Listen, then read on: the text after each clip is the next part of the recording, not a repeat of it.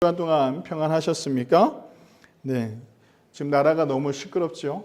그리고 놀라운 일들이 계속 연속으로 이루어지고 있습니다. 우리가 한국 교회가 또 우리 성도님들이 정치 이념으로 대립하는 것이 아니라 하나가 될 수 있는 방법을 모색하고 만들어갈 수 있는 그런 우리 성도님들이 되셔서요. 삶의 자리에서 그 하나 되게 하는, 연합하게 하는 그 힘을 발휘할 수 있는 그런 성도님들이 되시기를 바랍니다. 오늘은요, 우리가 제목을 말씀을요, 능력의 사람을 입으라 라는 말씀으로요, 함께 나누고자 합니다.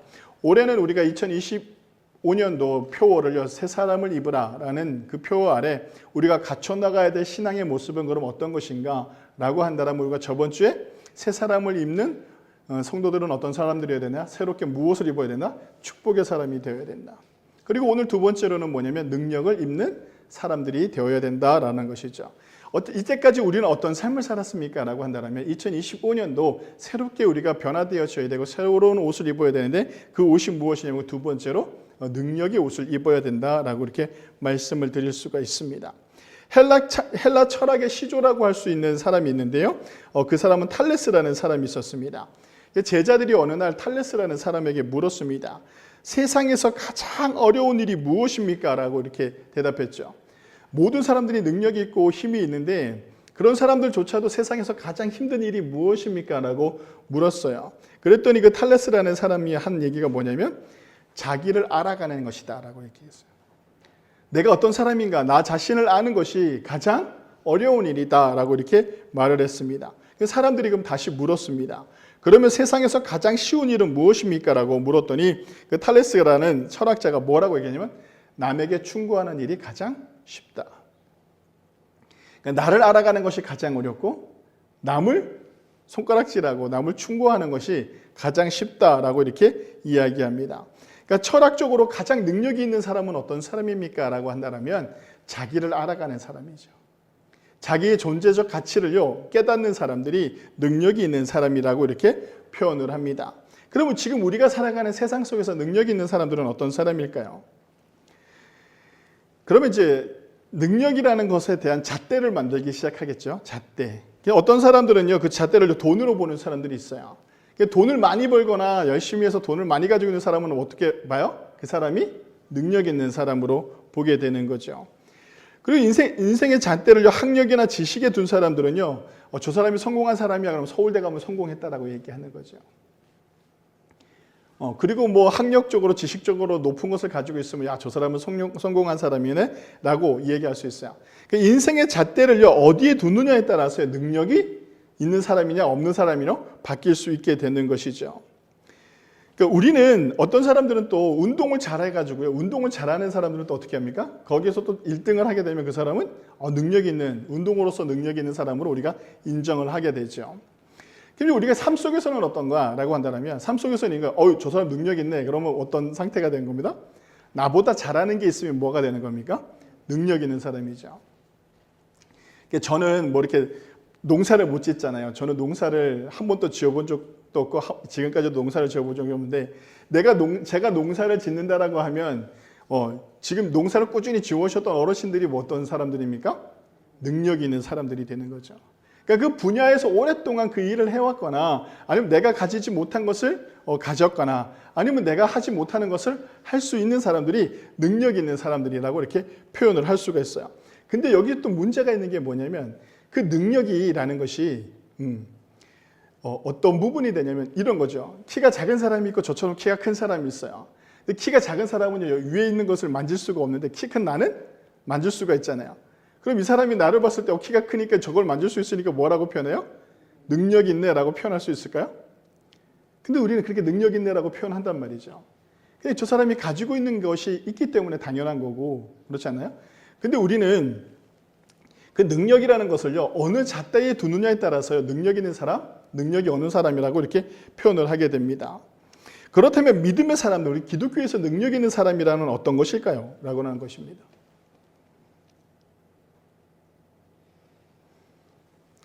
그러니까 그리스도인들에게 능력이라는 것은 어떤 것입니까? 라고 묻는다면 여러분들 그리스도인들이 그러면 교회 안에서 능력은 뭘까요?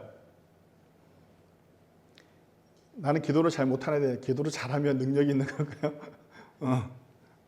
나는 성경 말씀을 좀 잘 모르는데 저 사람 성경 말씀을 잘 알아. 그러면 능력이 있는 걸까요?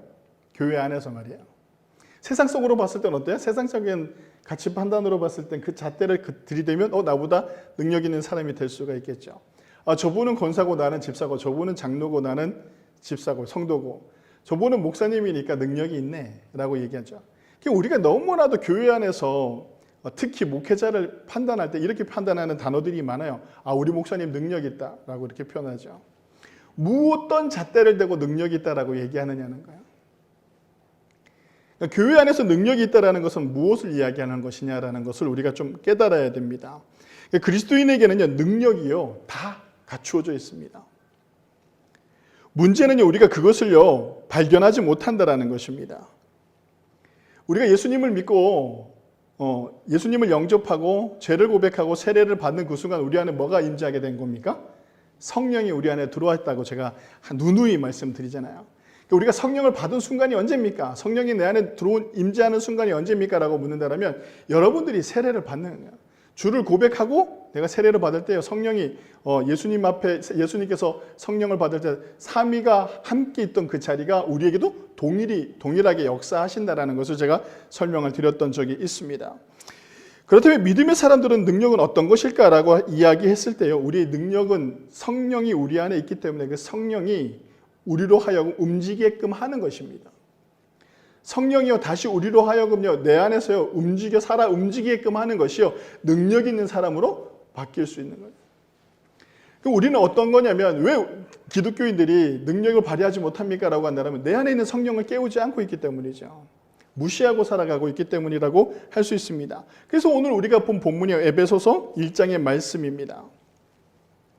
에베소서 1장을 보기 전에요, 에베소서 전체를 이렇게 보면 내용이 한 7가지로 구분할 수가 있습니다. 제가 잠깐 설명을 할게요. 에베소서는요, 첫 번째는 성도의 구속에 관한 이야기를 이야기합니다. 구속이라는 것은 무엇이냐면 삼위 하나님이 개입하신 놀랍고도 엄청난 사건을 말하는데 한 사람을 하나님의 사람으로 만드는 놀라운 일이 벌어지고 있다. 어떻게 벌어지고 있느냐라는 것을 설명하고 있고요. 두 번째는요, 하나님의 궁극적인 구속 목적과 교회의 역할에 대해서 이야기하고 있는 게 에베소서라고 할 수 있습니다. 그 에베소서는요, 우리 안에 화평을 만드시는 예수님의 말씀을 따르라고 이렇게 말씀하고 있죠. 네 번째는요, 하나님의 백성, 하나님께 구속된 백성임을요 다시 한번 강조합니다. 그리고 다섯 번째는 교회의 연합과 성장을 말씀하시고요. 여섯 번째에서는 하나님을 본받은 성도의 삶을 어떻게 살아야 되는가라는 것을요 후반부에 이야기합니다. 그리고 일곱 번째는요, 하나님의 전신갑주를 입어 영적 싸움에서 승리하는 성도가 되라고 이렇게 마지막으로 이렇게 선포하는 내용이 에베소서의 내용이라고 할 수가 있어요. 바울은요, 오늘 에베소서 교인들을 향해서 기도하는 모습입니다. 내가 너희를 위해서 기도할 때라고 이렇게 시작하면서 너희가 능력 있는 사람들이 되기를 원합니다. 에베소 교인들이 능력 있는 교인들이 되기를 원합니다라고 하면서 뭐라고 얘기하냐면 지혜와 계시의 영을 깨달으라고 이렇게 표현을 합니다.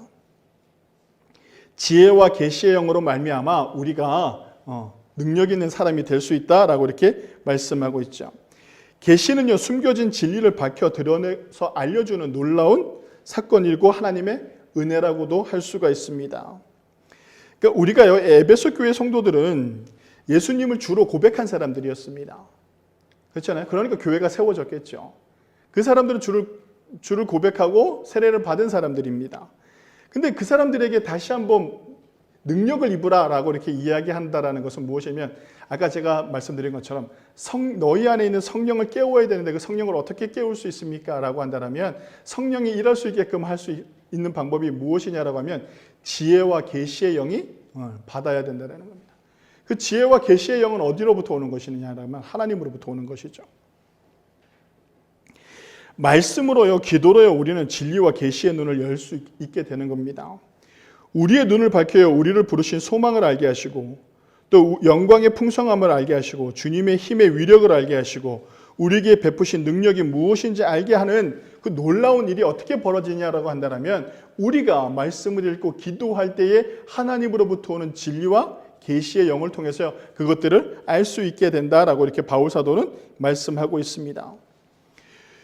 우리가 왜 이렇게 기도해야 될까라고 한다면 에베소 교인들이요 진정한 하나님의 사람들이 되어서 세상 속에서 능력 있는 사람들로 살아가기를 간절히 바라는 마음으로 바울이 이 에베소 교회를 향해 이렇게 편지를 하는 모습이라고 할 수가 있습니다.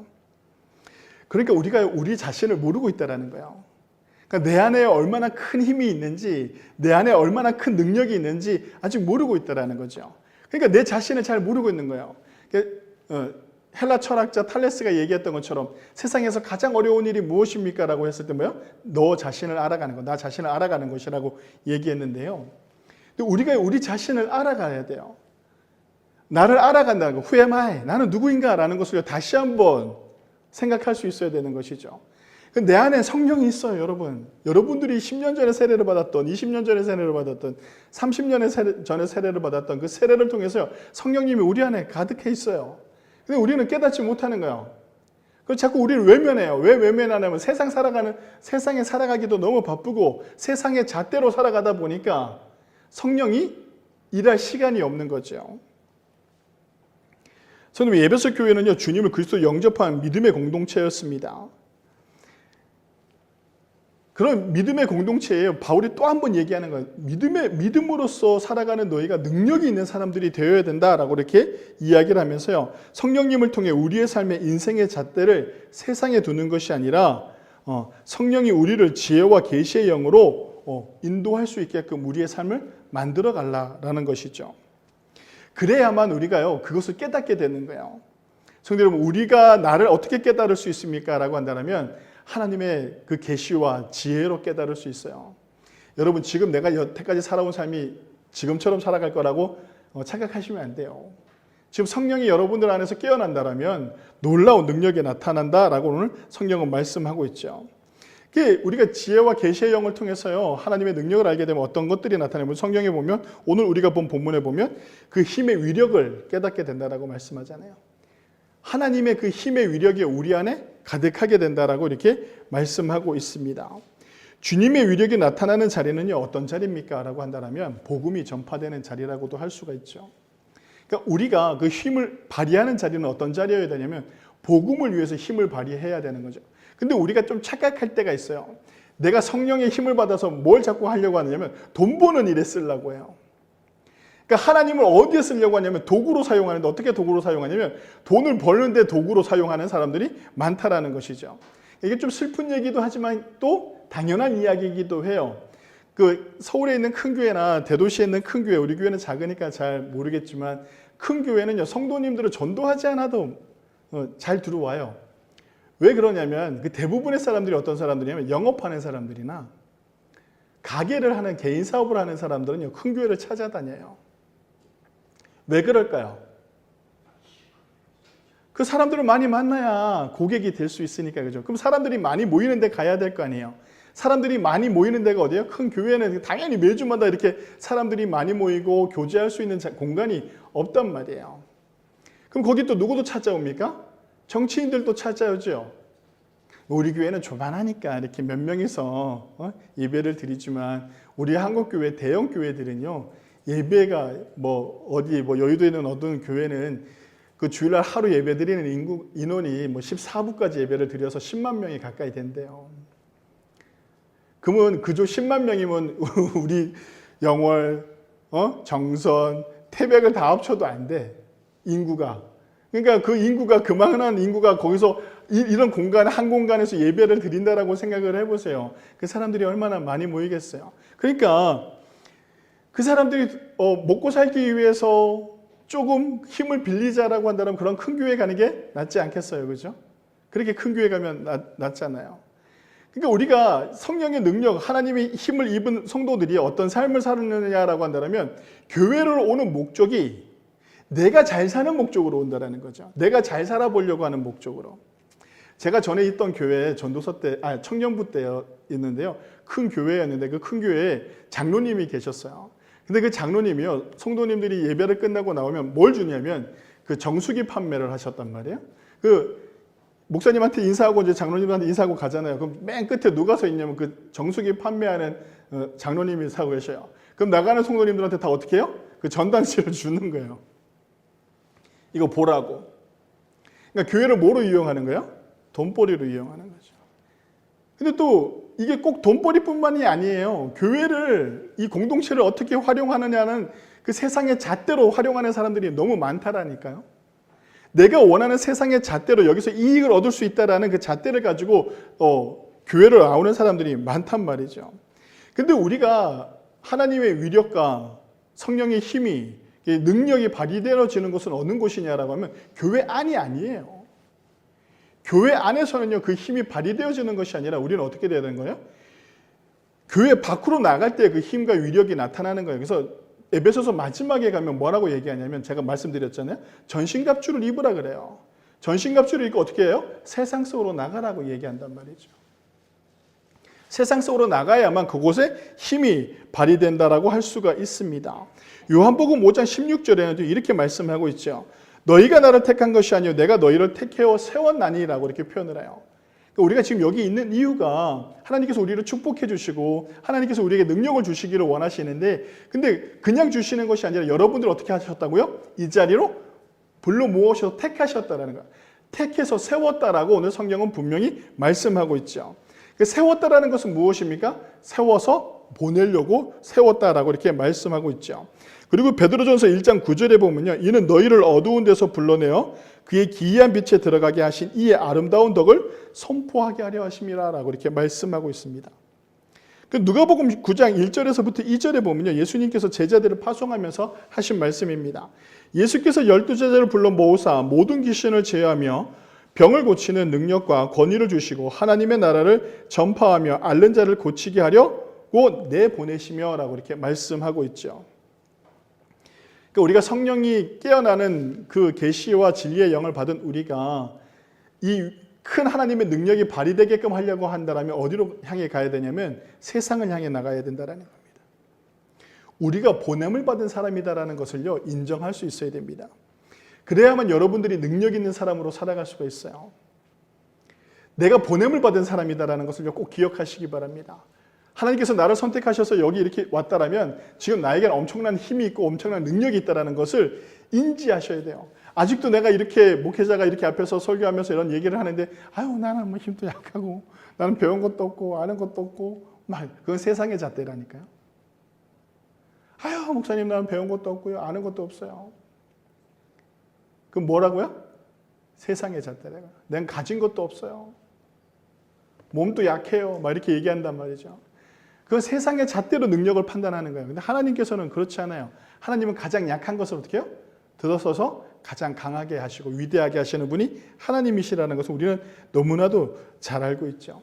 성도 여러분, 우리가 복음을 들고 가정을 향하고 복음을 들고 세상을 향해서 한번 나가보세요.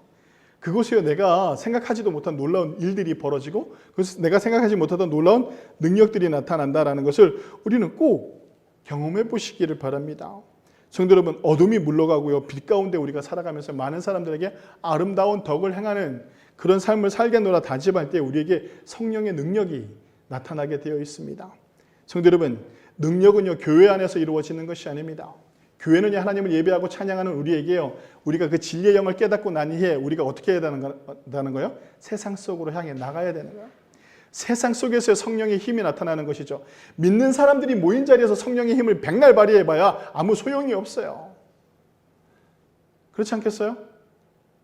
하나님께서 우리에게 힘을 주는 이유는 뭐냐면 믿지 않는 성도들 사이에 세상 속에 가가지고요, 그 세상 속에서 하나님의 능력을 발휘하라는 겁니다. 그 세상 속에서 하나님의 위대하심을 나타내라는 것이죠. 그럼 하나님께서 나를 사용하시는 거예요. 그러면 그 저절로 나에게 능력이 있고 힘이 있게 되어지는 거예요. 내가 뭐만 하기를 다짐하면, 내가 복음을 위해 살겠노라 다짐하면, 내가 한 영혼 구원을 위해서 살겠노라 다짐하면, 여러분들 어렵게 생각하지 마세요. 내 자식이나 내 주변에 있는 사람들이 하나님을 믿지 않는, 얘를 어떻게 하면 하나님께로 인도할 수 있을까? 이 마음을 먹는 그 순간서부터 그곳에 능력이 나타나게 되어 있어요. 그곳에 하나님께서 여러분들의 삶을 책임져 주는 놀라운 은혜가 있게 되어지는 것이죠.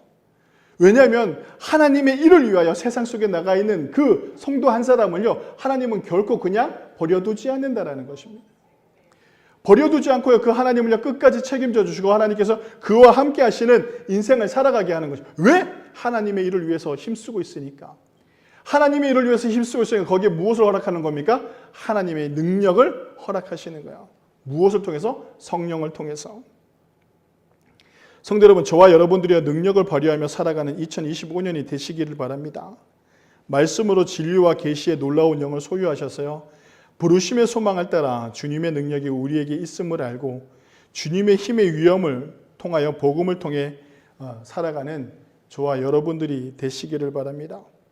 요한복음 14장 12절에요. 예수님께서 이렇게 말씀하십니다.